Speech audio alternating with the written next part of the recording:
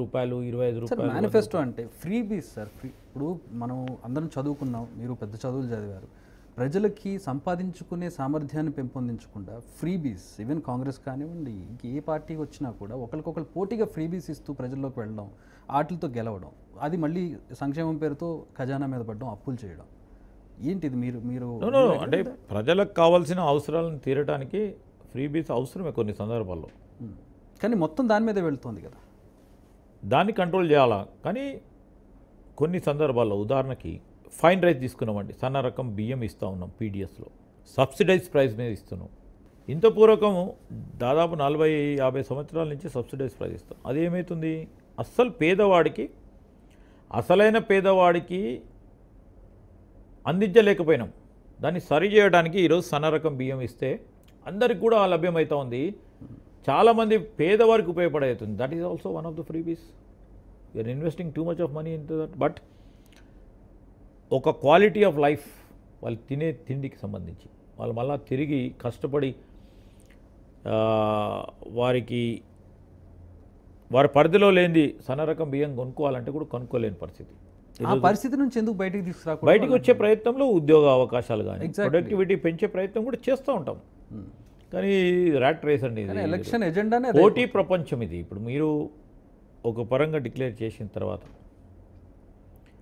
ఆ విధమైన ప్రయత్నం, అరే మేము అనుకున్న పార్టీ చేస్తలేదు ఎందుకు, చేస్తే బాగుంటుండే కదా, మాకు లాభం అవుతుండే కదా, వారు చేయదలుచుకుంది వీరు కూడా చేయొచ్చు కదా అనే అభిప్రాయంతో జనం ఉంటారు. ఇప్పుడు మేము చెప్పకపోతే ఎక్కడ ఓడిపోతాం అనే పార్టీకి, ప్రభుత్వంలోకి వస్తే ఇంకా కష్టపడైనా ఏదైనా చేయొచ్చు అనే ఒక అభిప్రాయం ఉంటుంది మాకు. అసలు పార్టీ ఆలోచన, పార్టీ లక్ష్యం, పార్టీ సేవా దృక్పథం ఎప్పుడైతే ఉంటుందో ప్రభుత్వంలోకి వస్తే ఒక్కరికి చేసే బదులు 1000 మందికి చేసే అవకాశం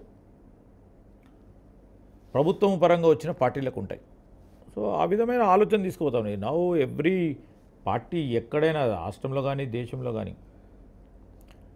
ఈ విధమైన ఫ్రీబీస్ కొన్ని సందర్భాల్లో కరెక్ట్ అయినప్పుడు కొన్ని సందర్భాల్లో కూడా తప్పుగా పోతున్నాయి.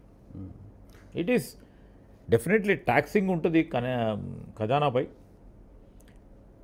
ఏ విధమైన రెవెన్యూస్ను సేకరించాలి. ఇప్పుడు మాకు టఫ్ ఏందనంటే రెవెన్యూ సేకరణ.